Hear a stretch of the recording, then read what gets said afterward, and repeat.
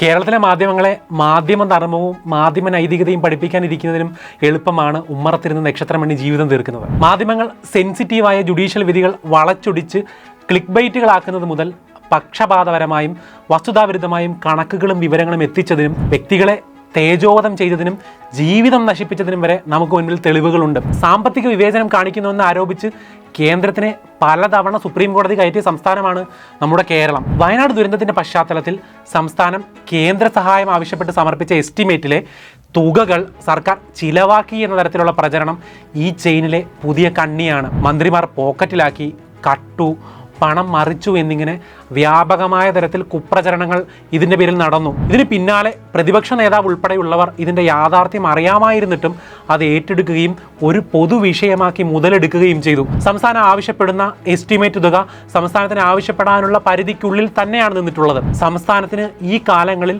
പല ദുരിതഘട്ടത്തിലും കേന്ദ്രം നൽകിയ ധനസഹായങ്ങൾ കേരളം അർഹിക്കുന്നതിലും താഴെയാണ്. കേരളത്തിലെ UDF സർക്കാരിൻ്റെ കാലത്ത് ഉൾപ്പെടെ 2012കളിലെ മഴക്കെടുതികളിൽ 1428 കോടിയുടെ അധിക സഹായം അഭ്യർത്ഥിച്ചപ്പോൾ കേന്ദ്രം നൽകിയത് വെറും 15.96 കോടി രൂപ മാത്രമാണ്. 3464 കോടി രൂപ വരൾച്ചാ ദുരിതാശ്വാസം ആവശ്യപ്പെട്ടപ്പോൾ കേന്ദ്രം നൽകിയത് 18.31 കോടി രൂപ മാത്രമാണ്. 2014 കാലവർഷക്കെടുതിയുടെ കാലത്ത് 258 കോടി രൂപ ചോദിച്ചപ്പോൾ കിട്ടിയത് 2 കോടി രൂപ മാത്രമാണ്.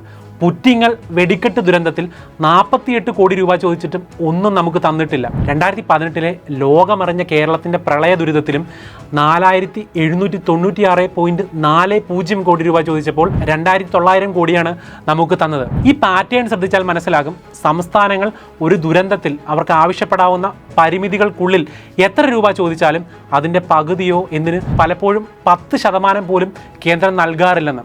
അതായത് നിങ്ങൾ 100 രൂപ ചോദിച്ചാൽ 10 രൂപ തരുന്ന കേന്ദ്ര സർക്കാരാണ് ഇവിടെയുള്ളത്. ഈ സാഹചര്യത്തിലാണ് കേരളം വയനാട് ദുരന്തത്തിൻ്റെ എസ്റ്റിമേറ്റ് തയ്യാറാക്കി കേന്ദ്രത്തിന് നൽകിയത്. വയനാട് സന്ദർശിക്കാനെത്തിയ കേന്ദ്ര ആഭ്യന്തര മന്ത്രാലയത്തിലെ ഉദ്യോഗസ്ഥരുടെ സാന്നിധ്യം പോലും ഈ എസ്റ്റിമേറ്റ് തയ്യാറാക്കുന്ന ഘട്ടത്തിൽ നമ്മുടെ കൂടെ ഉണ്ടായിരുന്നു എന്നതുപോലും മാധ്യമങ്ങൾ മുഖവിലക്കെടുക്കുന്നില്ല.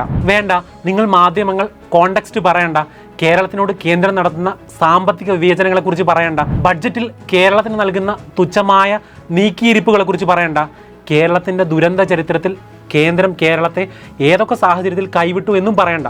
ഇതൊന്നും വേണ്ട. പക്ഷേ ഇതൊരു എസ്റ്റിമേറ്റ് ആയിരുന്നു എന്ന ഫാക്റ്റ്, വസ്തുത മാത്രം നിങ്ങൾ പറഞ്ഞാൽ മതി. അതുപോലെ നിങ്ങൾ ചെയ്യുന്നില്ല. എസ്റ്റിമേറ്റും എക്സ്പെൻഡിച്ചറും തമ്മിലുള്ള വ്യത്യാസം പോലും അറിയാത്തവരാണ് കേരളത്തിലെ മാധ്യമ പ്രവർത്തകർ. കേരളത്തിലെ ലക്ഷക്കണക്കിന് മനുഷ്യർ കാണുകയും അവരുടെ പൊതുബോധ്യവും പൊതു നിലപാടും രൂപപ്പെടുത്തുകയും ചെയ്യുന്ന ഒരു മുഖ്യധാരാ ചാനൽ ഒരു തെറ്റായ വിവരം പുറത്തുവിട്ടാൽ അതിലൊരു തിരുത്തലുകളും നടത്തുന്നില്ല. ആ വാർത്ത അവരുടെ ഫീഡിലും പ്ലേലിസ്റ്റിലും പിൻവലിക്കപ്പെടാതെ കിടക്കപ്പെടും. അവർ പൊതുസമൂഹത്തോടൊരു ക്ഷമാപണം പോലും നടത്താറില്ല എന്നതാണ് വസ്തുത. ഇവരോട് news broadcasting and digital association പുറപ്പെടുവിച്ച code of ethics and broadcasting സ്റ്റാൻഡേർഡ്സിലെ all news channels will keeping with the principle of due accuracy and impartiality ensure that significant mistakes made in the course of any broadcast is acknowledged and corrected on air immediately. Correction should also be scheduled in such a way that they attract enough viewer attention and are not concealed എന്ന് പറഞ്ഞു കൊടുത്തിട്ടോ press council of India വ്യവസ്ഥ ചെയ്യുന്ന ചട്ടങ്ങളിലെ when any factual error or mistake is detected or confirmed, the newspaper should suo motu publish the correction promptly with due prominence and with apology or expression of regrets in case of serious lapse എന്ന് ചൂണ്ടിക്കാണിച്ചിട്ടോ കാര്യമൊന്നുമില്ല.